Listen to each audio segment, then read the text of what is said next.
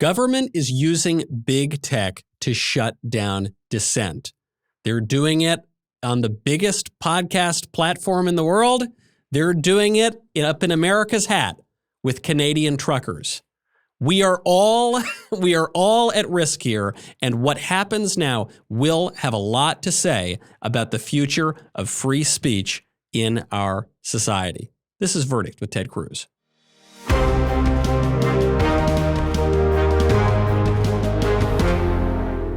Today's episode of Verdict with Ted Cruz is brought to you by IPVanish. Did you know that browsing online using incognito mode doesn't actually protect your privacy? Without added security, you might as well give all your private data away to hackers, advertisers, your internet service provider, and who knows who else. IPVanish helps you securely and privately browse the internet by encrypting 100% of your data. This means that your private messages, passwords, emails, browsing history, and other information will be completely protected from falling into the wrong hands. IPVanish makes you virtually invisible online. It's that simple. Just for Verdict listeners, IPVanish is offering an insane 70% off their annual plan. That's like getting 9 months for free. You have to go directly to ipvanish.com/cactus to get this 70% off discount. IPVanish is super easy to use. Just tap one button and you're instantly protected. You won't even know it's on. You can use IPVanish on your computers, tablets, and phones. Whether you're at home or in public, don't go online without using IPVanish. Don't forget, Verdict listeners get 70% off the IPVanish annual plan. Just go to ipvanish.com/cactus to claim your discount and secure your online life. That's ipvanish.com/cactus.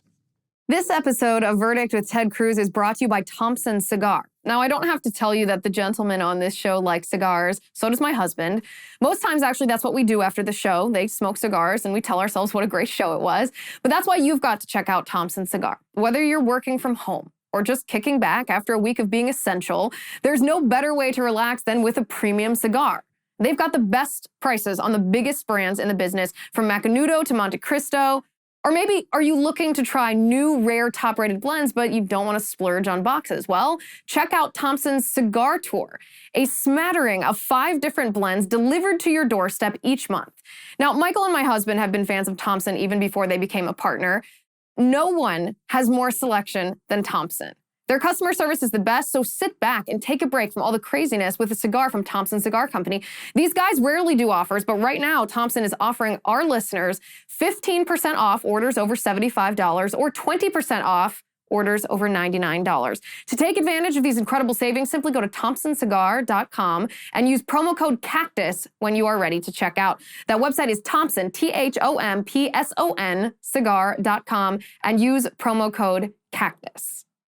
This episode of Verdict is also brought to you by Stamps.com. Now, I know a lot of you are small business owners, and if you are, you know that there's nothing more valuable than your time. So stop wasting it on trips to the post office.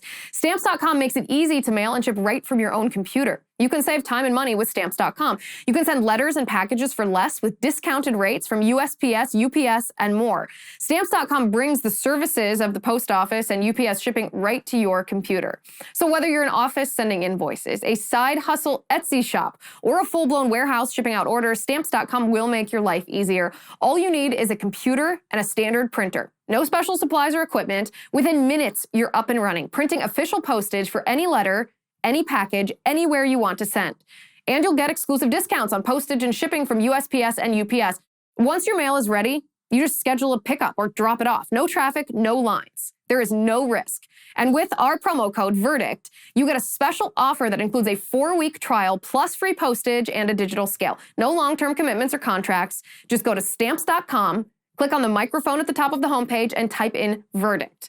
That's Stamps.com. Promo code VERDICT. Never go to the post office again. Welcome back to Verdict with Ted Cruz. I'm Michael Knowles. Senator, they seem like very different issues. Canadian truckers and the most popular podcaster on the planet, except for the week that Verdict launched. But we'll digress. We leave that for a couple of years ago. They are deeply connected stories. And actually, you seem to have played a role in all of this. You caused a little bit of an international incident, Senator, when you got into a Twitter spat with the mayor of Vancouver over this trucker protest going on up in Canada.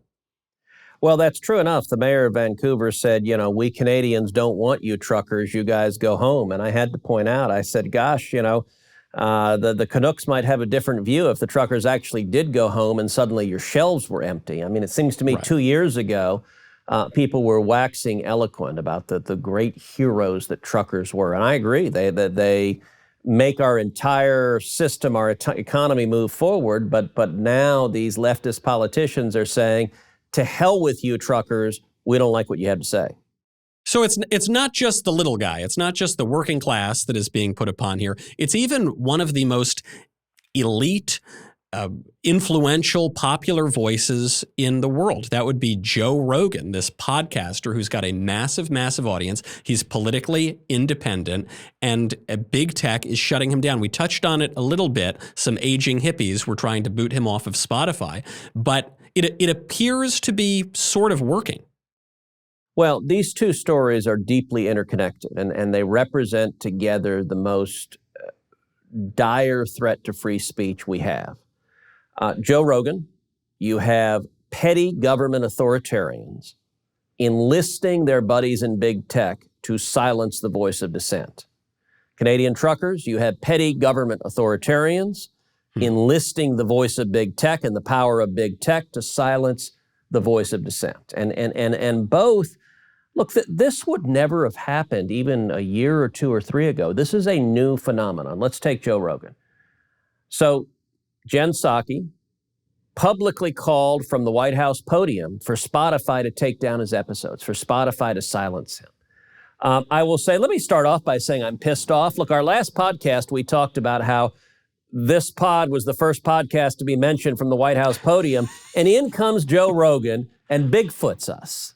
That's true. Senator, we were the first two. We can at least hang our hat on that. But yes, Joe Rogan has come in. He is now the third podcast to be referenced at a White House briefing. I will say, in between the two, Jen Psaki was asked about this podcast, and her comment was, she said she is blissfully not a spokesperson for Ted Cruz, which I have to admit, Michael, I retweeted and just said the bliss is mutual. The feeling is reciprocated, right? But I will say, we did talk about actually setting up margaritas and kickboxing and see if we could recruit her over, because she, thankfully, we're not going to do that. Look, stop for a second and think about the White House, the executive office of the leader of the free world, the most powerful man on planet Earth, calling for a voice of dissent to be silenced, and calling very specifically, calling out big tech, calling out the oligarchs in Silicon Valley. Jen Psaki was very specific. Spotify, take down this post. Now, normally when you have suppression of free speech, there's a big power imbalance, and it's powerful people trying to silence weak people. Well, here, the person they're trying to silence is Joe Rogan. Joe Rogan is many things, but not weak. Yeah. He's got 100 million listeners and viewers. That is a crap ton of listeners and viewers. And, you know, he gets more viewers. He's for many episodes, he's 10x or 100x what CNN is. And the White House is terrified of him. CNN is terrified of him. The blue check marks on Twitter are terrified of him. And it's worth pausing. Look, you and I are unlikely advocates for Joe Rogan. I don't know Joe Rogan. I've never met the guy. Me neither. As far as I know, he's not a conservative. He endorsed Bernie friggin' Sanders. Generally, conservatives don't endorse wild-eyed socialists. Yeah. But Rogan, look, I've really grown to admire Rogan because he's demonstrated backbone. He's willing to speak out. And on COVID, he's called bullshit to the continued propaganda and the contradictions and the lies coming out of Fauci, coming out of the Biden White House, coming out of the press. And for those in power, having someone willing to dissent with a really big megaphone scares them. And so they want to destroy them. And the important thing to know about Joe Rogan, this is not spontaneous. This is not organic. This is an organized assassination of speech. It started off kind of comical, but then the White House chimed in, and then you noticed it started off with COVID misinformation because he brought in scientists and doctors who had views that differed from the enlightened view of Dr. Fauci, which changes every week, but whatever it is that week, is Holy Scripture and cannot be challenged. Yeah. But then, this kind of hack writer, Don Winslow, who I'd never heard of other than he's loud and obnoxious on Twitter, puts out this video, an old video of Rogan using the N-word. And look, using the N-word is wrong. Neither you nor I support it.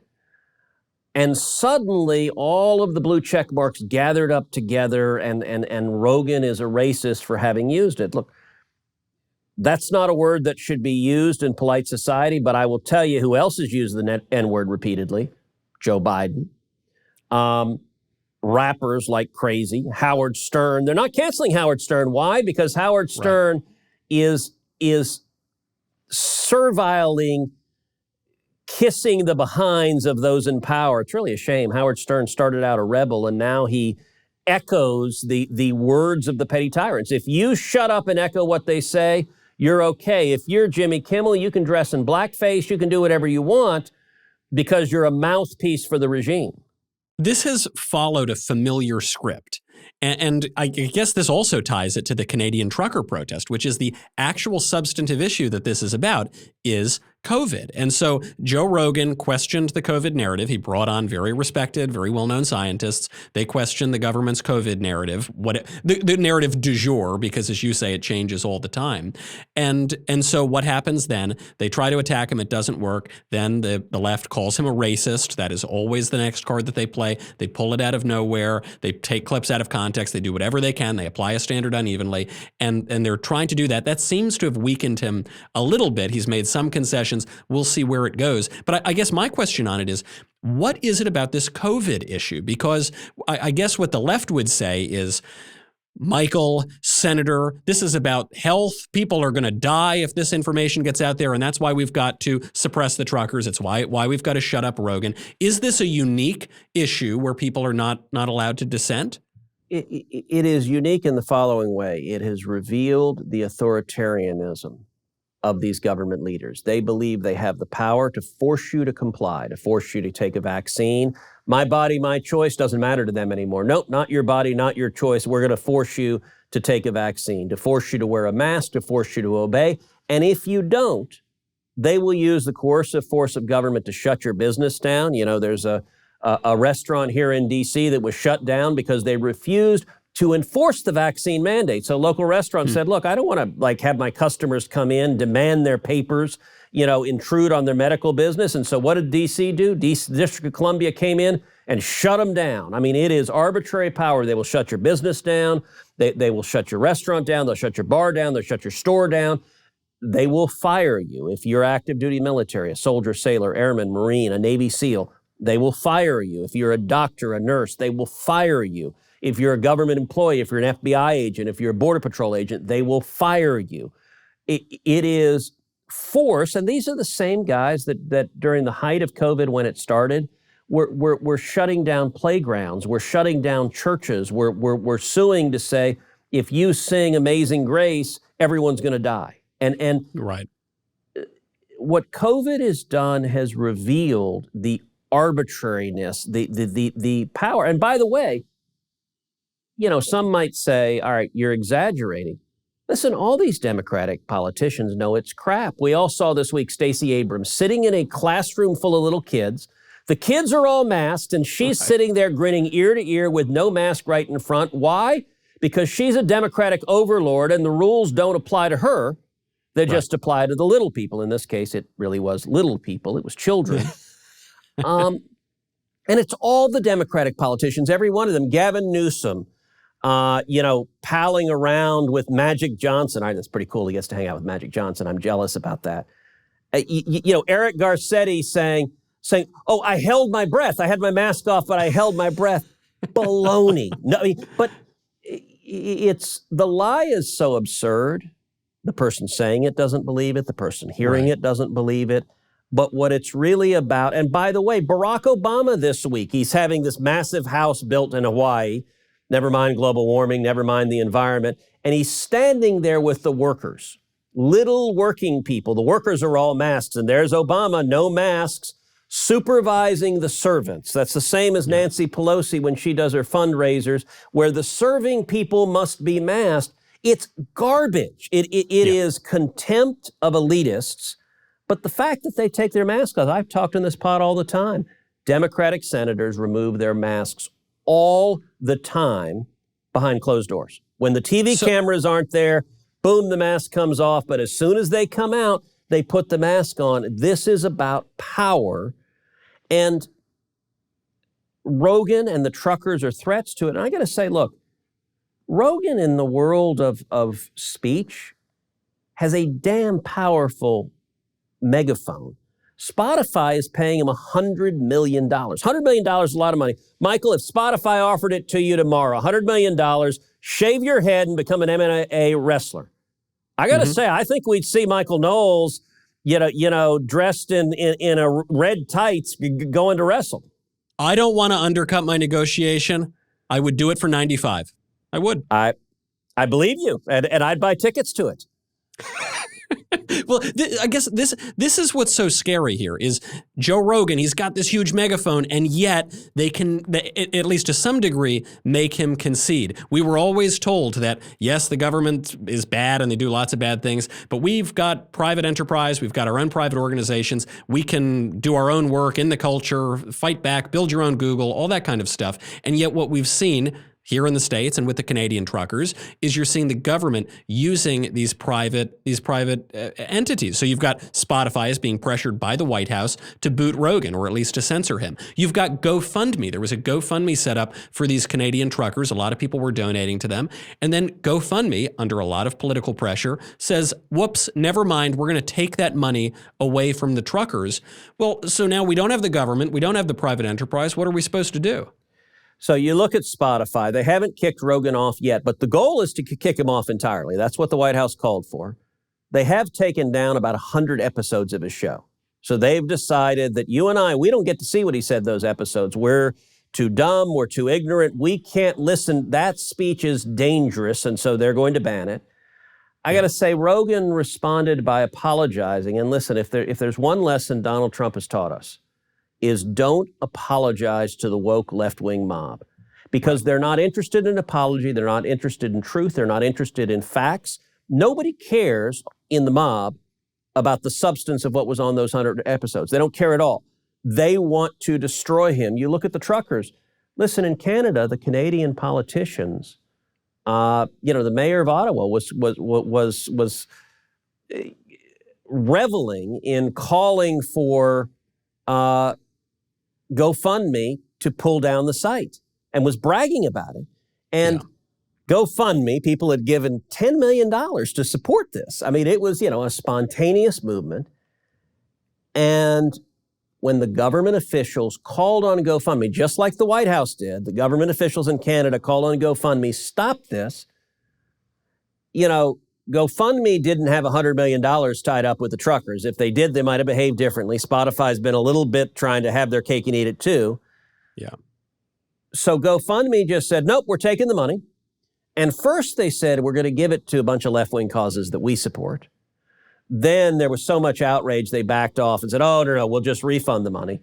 Look, this weekend, I sent a letter to the Federal Trade Commission asking the FTC to investigate GoFundMe for deceptive trade practices. Because if you take $10 million, if you steal it from people and divert it to a place that the consumers who gave it didn't intend it to go, that is deception. That is consumer fraud. And it is indicative of the arrogance of big tech and the willingness for them to act as enforcers for government officials. Now, there was a second part of this GoFundMe story. So I'm very glad that you are bringing legitimate government power against GoFundMe here. I will never use GoFundMe again. Obviously, we can't trust it if they're going to take the money away from the causes we think we're giving to. Now, Michael, that's not fair. If you want to support Black Lives Matter and Antifa, if you want to support rioters and people that are firebombing police cars, if you want to support people that are taking over police stations and declaring Chaz autonomous zones, GoFundMe is the site for you. So if you want to support Marxists, that's the place to go. And you don't even need to donate directly to, you can donate to whoever you want. Don't worry, GoFundMe will redirect your money. You don't even need to think about it. So I'm really glad that you are leading on this issue and getting the government to look into this obvious fraud. But there was a second part to the story here, which is that after GoFundMe took all the money, a bunch of people then got together and started to fund the truckers, not through the government, obviously, not even through some private enterprise, some organization like GoFundMe.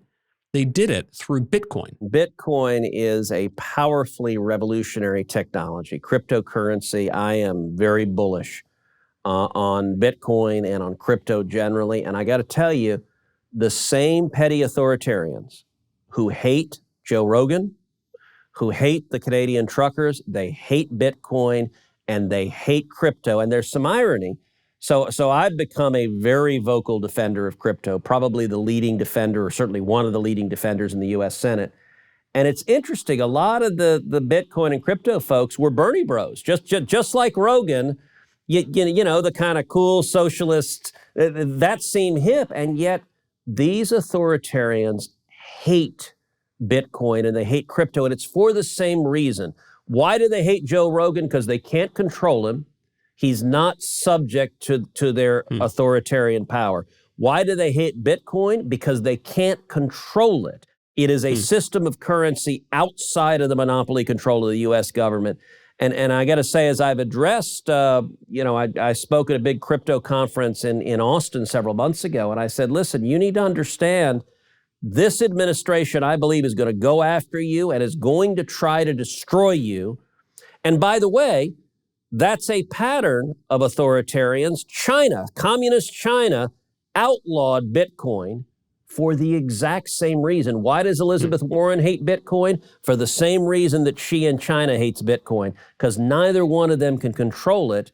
And the theme through all of this is the power of freedom to be not subject to the arbitrary whims of those in government power.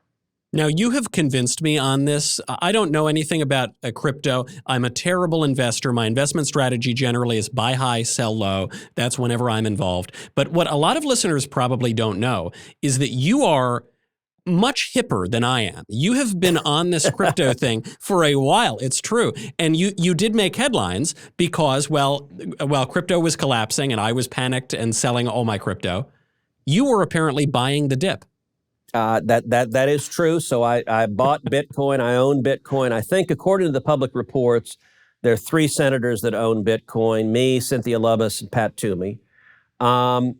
I'll say, 6-8 months ago, I didn't know a whole lot about Bitcoin and crypto. And I saw that it was growing and developing, and I said, look, I need to educate myself. And so I started setting up dinners with people involved in the crypto world and just sitting down and listening to them. And I started off with, all sorts of dumb questions. What is it? How does it work? And learning. And it's complicated stuff. And I would not hold myself out as an expert today. But I started learning and listening to it and being fascinated by the development of it, by the ability. There's a book, actually, that Cynthia Lummis recommended to me called Layered Money, which I read, that talks about some of the history of the development of money from the beginning, but crypto is the next evolution of it. And I've gotten very bullish on crypto, especially Bitcoin, and really horrified at the efforts of Elizabeth Warren and big government Democrats to crush this growing industry. Texas is becoming an oasis for Bitcoin. We're seeing more and more crypto moving to Texas, particularly Austin. And so I started several months ago. I actually have a weekly buy order in for Bitcoin, that every week I just have an automatic buy. Look, given that there's volatility, I'm a fan of dollar cost averaging, which is just having a buy that occurs weekly automatically so that high or low, it averages out. And then what I ended up doing, I guess a couple of weeks ago, is when Bitcoin dropped about in half, I said, all right, I don't believe this drop. And so I made a bigger purchase. I bought $25,000 worth of Bitcoin. Under the Senate, you have to file a financial disclosure for a purchase over $1,000. So I filed that financial disclosure. And, usually those financial disclosures don't, maybe they get a little bip, but they don't get a whole lot of attention. It actually was fascinating, Michael, when I filed the financial disclosure. It generated a ton of press. And listen, I am bullish on Bitcoin, so I'm proud to say I got skin in the game. I believe in it, and that's why I invested in it. But I think we ought to be encouraging. I want cryptocurrency. I want America to be the hub of cryptocurrency globally, and frankly, I want Texas to be the hub of cryptocurrency in America. So I have been convinced by you and by others. I mean, Ronald Reagan's favorite economist, George Gilder, was really bullish on blockchain technology years ago even, and said this is kind of the future of the internet. Yeah. And so what I'm convinced on here now is that this would be a way to avoid government control. This would be a way to avoid even the control of private businesses that are often working at the behest of the government anyway. But then my final question to you is this. If the government was able to clamp down on all these private businesses and build your own Google and all of that, and that hasn't worked, we saw it with the truckers, we're seeing it with Rogan too, what is to stop them from clamping down on Bitcoin? You've already heard rumblings out of the government. What is the likelihood that Biden does that?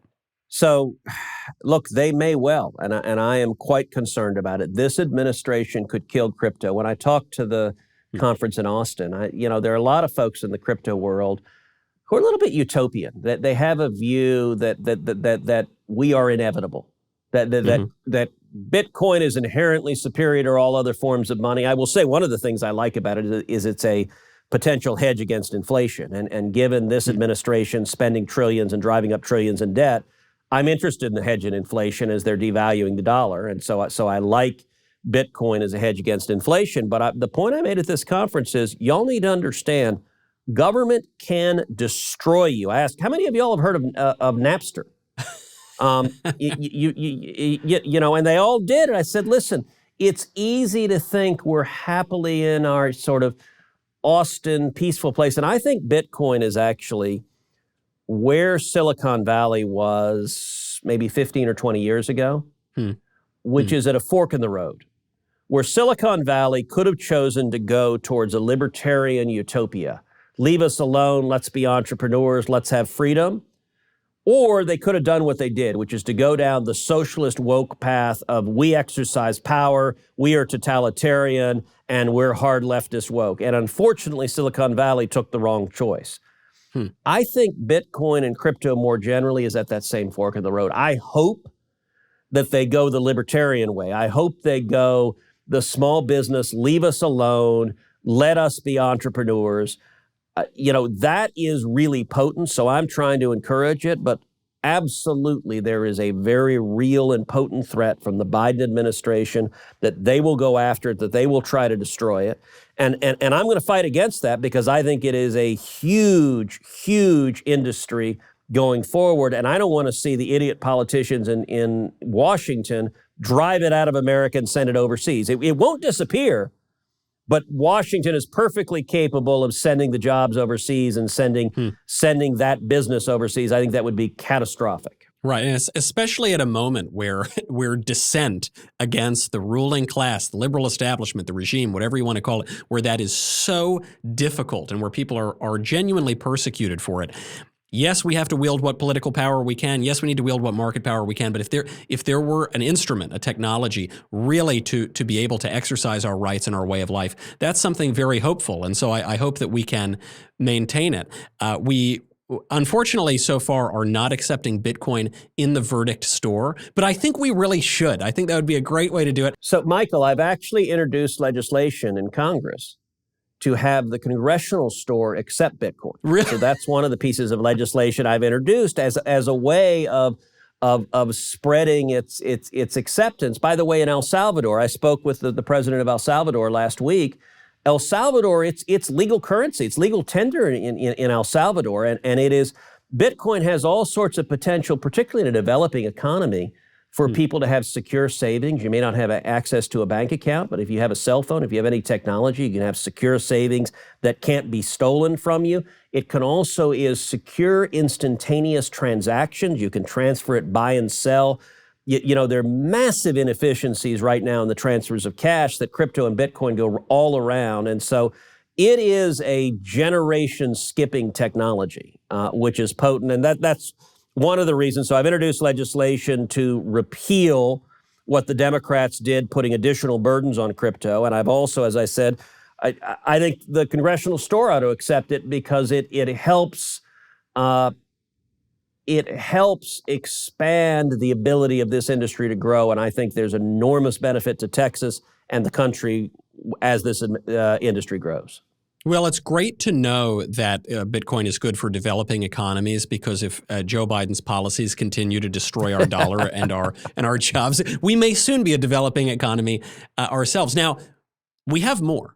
Just when you think it's over, there is still more. Some of you who have gone over and gone to verdictwithtedcruz.com/shop and headed over and subscribed to the Verdict Plus community, some of you know about this, but some of you might not know this quite yet. But our friend Liz Wheeler is hosting a new series with Senator Cruz, the hardest working man in show business and in politics, and that is called Cloakroom.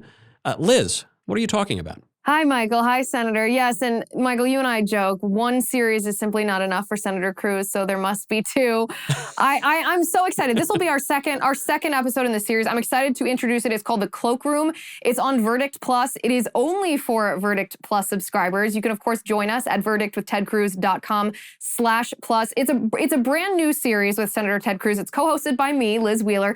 Basically, how it's going to work is I'm going to pick his brain like I would in a strategy session. It's a behind-the-scenes peek into the details of what goes on in D.C., just like the real cloakroom of the Senate. Today, we're going to talk about Stacey Abrams and that infamous maskless photo of her with kids who were wearing masks next to her, plus the proper role, this is the nerdy part, the proper role of public health and the administrative state and the separation of powers doctrine. Now, like I said, you can join us at verdictwithtedcruz.com/plus. I also have a promo code Cloakroom for you. If you use this promo code Cloakroom, you'll get 1 month free, a 1 month free trial on your annual subscription.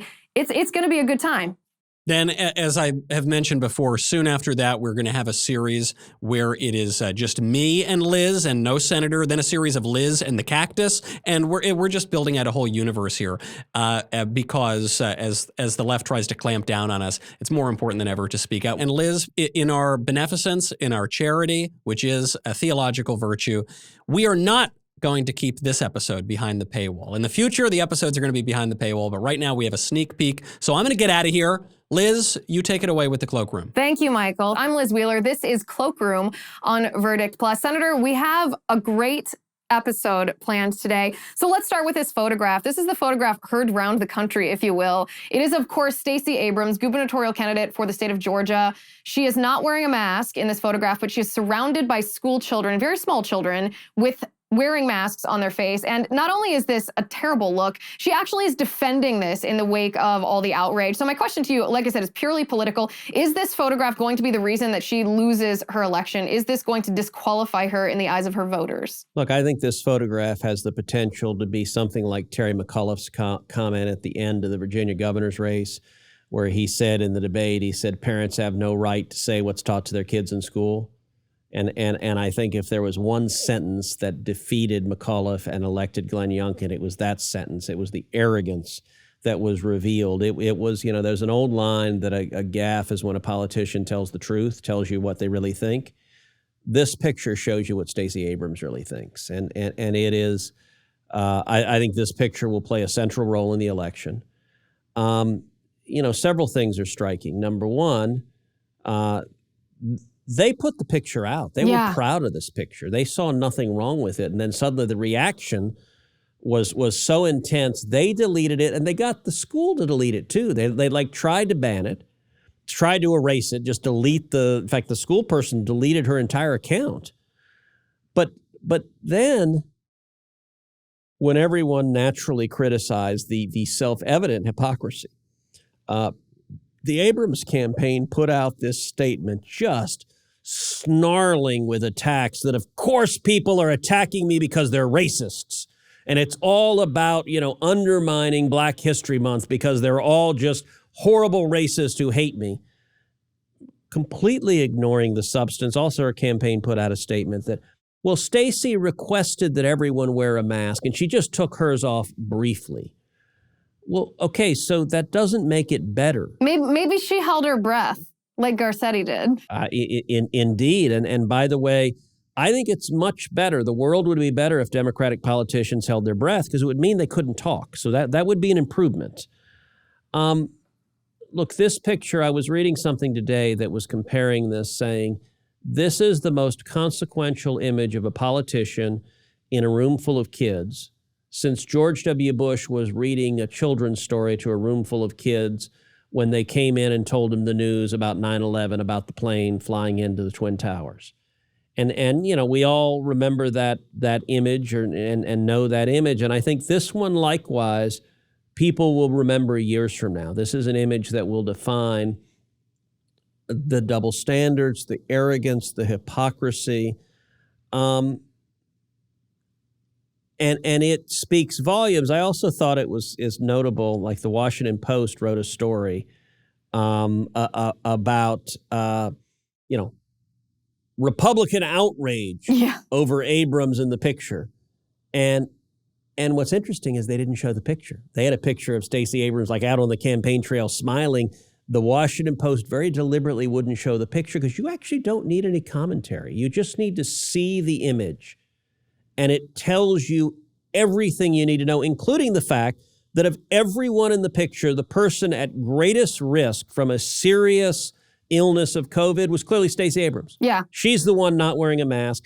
The little children, the odds are overwhelming if one of those kids got COVID, that there would be few, if any, symptoms, and it would not be life-threatening.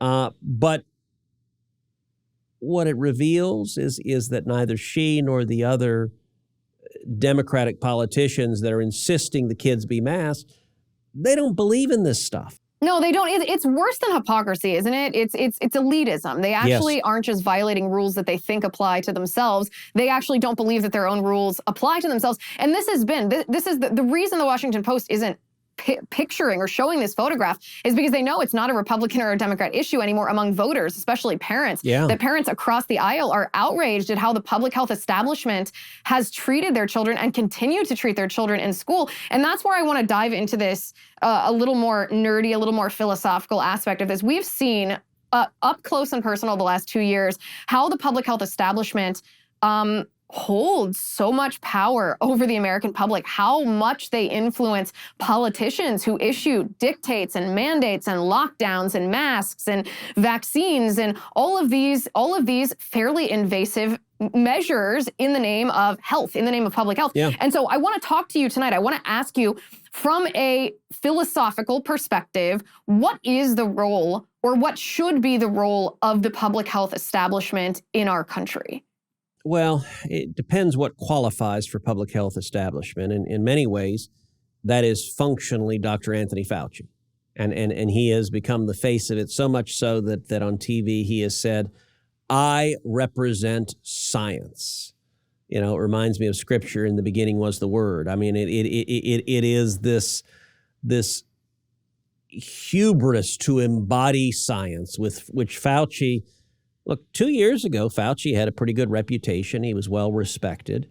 The arbitrariness, the arrogance, the attitude of infallibility, and the obvious contradictions that have come from Fauci, I think have done massive and long-term damage to the credibility of the CDC, of the NIH, of the public health establishment.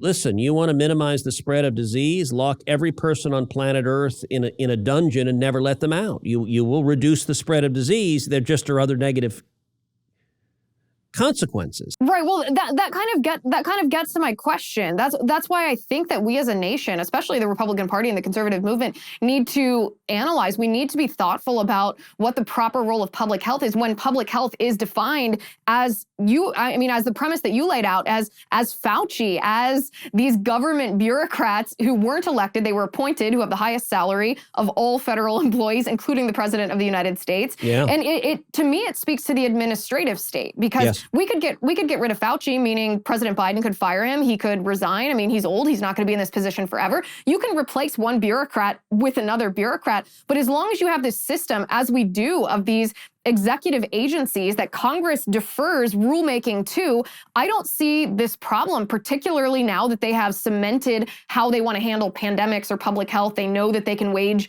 this power the way that they have. I don't see this going away unless we address the administrative state specifically.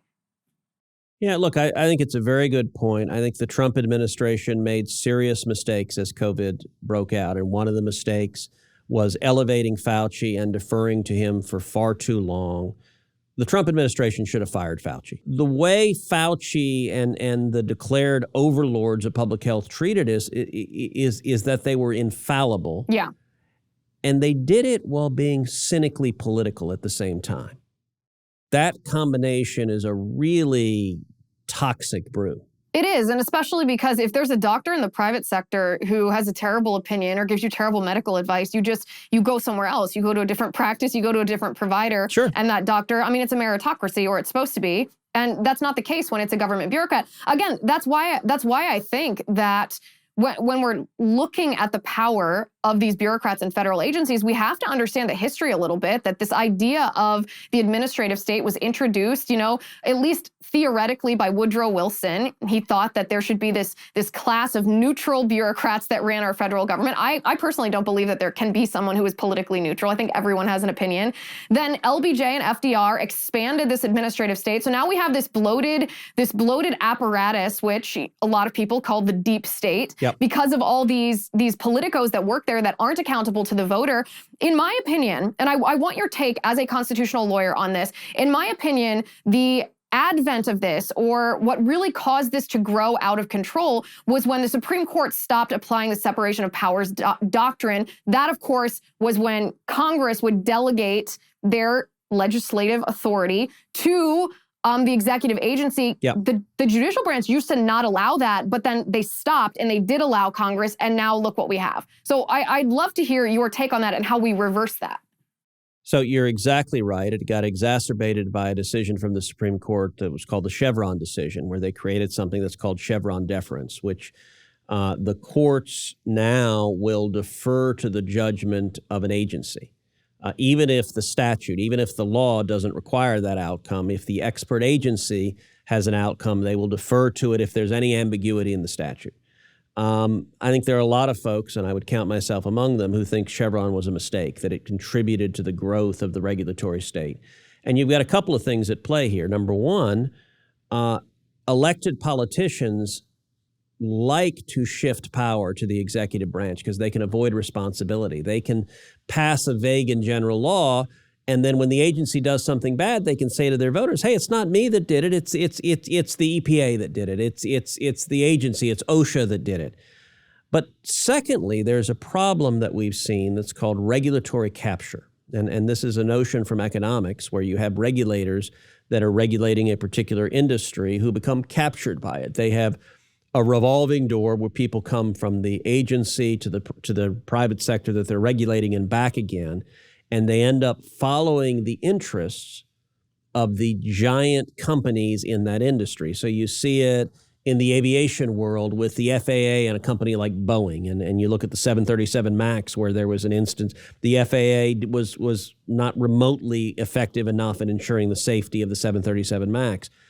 With respect to COVID, you look at the FDA and just how in bed the FDA is with big pharma. I've seen some data with ivermectin and hydroxychloroquine that have suggested good results, particularly in the developing world. But both of those drugs are incredibly cheap. Both of those drugs are you can get for pennies. Whereas big pharma, if you look at the treatments they're pushing, they're thousands of dollars. And I do think there is a real question of agency capture. Why is it that the agency favors treatments that cost thousands of dollars versus treatments that cost pennies? And particularly in the weird politicized world where the fact that Trump said hydroxychloroquine good caused half the country to say it must be bad if Trump likes it, which is a really weird way to make medical or scientific decisions. Yes, that's science if you're defining science, says Dr. Fauci here. So get a little bit nerdier if you can on on the Chevron deference here. I don't understand, Senator, why so many in the judiciary, and this is not just the Supreme Court, this is all levels, why there's such deference to precedent for the sake of precedent when precedent is so clearly unconstitutional. Now, you and I have talked about Dobbs versus Jackson Women's Health. We talked about Roe v. Wade. We've talked about decisions that are obviously unconstitutional, that the left, there are judicial activists who actually don't want to overturn a demonstrably wrong and unconstitutional decision just because it's been, quote unquote, settled for decades. So I don't understand that jurisprudence, if you want to call it a jurisprudence, but how do we undo the Chevron deference because it is incorrect? And you're right, Congress is never going to do anything about it because it makes their jobs easier not to be responsible for what they legislate. So there's a doctrine courts follow that's called stare decisis, that is respect for precedent. It's following precedent. And look, stare decisis makes sense in that you want predictability in a legal system. If you look at how laws are structured, there's a tension between rules and standards. Rules are clear, bright lines where you know which side you fall on them. Now, they have the advantage of predictability. They have the advantage that ex ante beforehand, you can know where you will be afterwards. The downside of clear, bright line rules is sometimes they're unfair. Sometimes a line will result in a particular case where you say, well, gosh, that rule resulted in an unfairness for this particular person because of some weird circumstances. On the other hand, standards where things are flexible, they can respond to, if it's unfair to do this here, let's not do it here. If it's fair to do it there, let's do it there. So you can respond to the exigencies of the circumstance. But the problem with standards is they're unpredictable. It's hard to predict on the front end what the answer will be. Stare decisis is a structural rule that you want players in our society, whether individuals, whether people looking at the civil law, whether people looking at the criminal law, whether companies, to be able to predict the outcome. And so if you know, all right, there is this precedent, so the courts will follow this precedent, then you could order your behavior accordingly and say, okay, here's what the law is. You can go to your lawyers, ask what the law is, and you can know what it is. That has an advantage. You want stability. You don't want the law changing willy-nilly. But stare decisis is not absolute. There are times when precedents are wrong and precedents are overturned. And the courts have laid out rules for when precedent should be overturned. And the rules look to things like, have there been, has the law been settled? Have people had reliance interest on it? Has the law proven administrable? Has it proven? Sometimes there's a bad decision that just produces chaos and the courts say, okay, this didn't work. The courts also are more willing to follow stare decisis for a statutory question than they are for a constitutional question. Now, why is that? Because a statutory question, which is the interpretation of a federal law passed by Congress, signed into law by the president, if the courts get it wrong, Congress can change the statute, and it does that sometimes. So if there's a statutory question, the courts get it wrong, Congress has the ability to fix it. So there's a higher protection for stare decisis in that instance because you want the predictability even if the court got it wrong. With respect to the Constitution,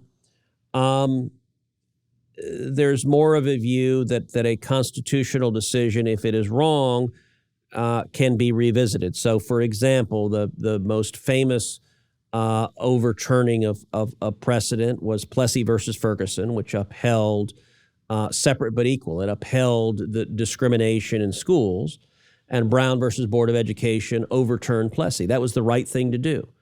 Brown was the right decision. Plessy was wrong. During the argument in Dobbs, you had the Supreme Court justices asking the counsel, well, okay, look, here are all the decisions we've overruled, and they listed some big ones.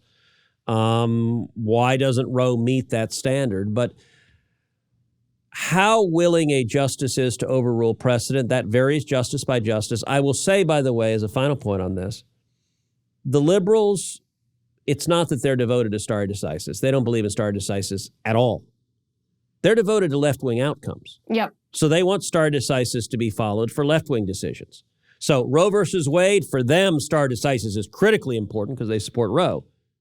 They don't want stare decisis when it comes to Heller, which is the court's decision upholding the Second Amendment right to keep and bear arms. The liberals would immediately overrule Heller. They don't want stare decisis when it comes to Citizens United, which protects our political speech and the right to engage and criticize politicians. They disagree with Citizens United. They would overturn it. So particularly for the left, when it comes to stare decisis, that is usually an excuse for whatever policy outcome they want, because the left views the courts as really very little different from a super legislature enacting the policy they agree with. Right. And so we have to get to, we don't have to, we want to get to a really funny question from the Verdict Plus subscriber pool here in just a second. But let me ask you a very quick yes or no question. Is there a possibility that Chevron could be overturned at the Supreme Court level? So yes, I think there's a good possibility, especially Neil Gorsuch has been quite critical of Chevron deference, and it's a doctrine that has come under more and more criticism. I think there's a real possibility Chevron's overturned. Because the left, as they have the past decade, has overshot. They've overshot on their abuse, and the American people want to reject it. Okay, this is a really funny question. I saw this one. It's not a policy question at all. This is from Paul on the Verdict Plus community. Paul says, is Ted short for Theodore? Is Liz short for Elizabeth, and is Michael short for Michelangelo? Ooh, I like that. So I'll address my piece of it at least. So Ted is actually not short for Theodore. My full name is Rafael Edward Cruz. Rafael is after my father, Rafael Bienvenido Cruz, who's Cuban. My middle name, Edward, is after my grandfather, my mother's father, who was Edward Dara. So sometimes people refer to me as Eduardo. No, he was Irish and Italian. He was not, or actually he was Irish. My grandmother was Irish and Italian. It was Edward, and Ted is a nickname for Edward. And so that's where Ted comes from. And Liz is short for Elizabeth. I will answer on behalf of Michael and say that it's not short for Michelangelo. It's short for Saint Michael. Kidding, obviously, kidding. This actually will be a test to see if Michael does watch this series, because if he does, he'll comment on it. If you are not already a subscriber over on Verdict Plus, please join us at verdictwithtedcruz.com/plus. I have a promo code for you. The promo code is, of course, Cloakroom. If you use this promo code, you will get 1 month free on your annual subscription. So go to verdictwithtedcruz.com/plus and use promo code Cloakroom. I'm Liz Wheeler. This is the Cloakroom on Verdict Plus.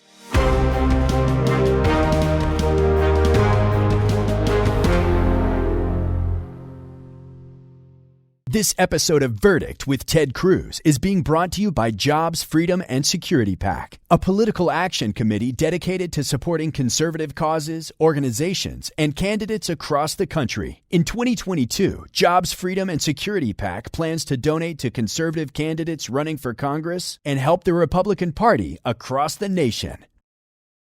If you like this video, you should click the like button, and then you should subscribe, and you should ring the bell, and you will never miss another video.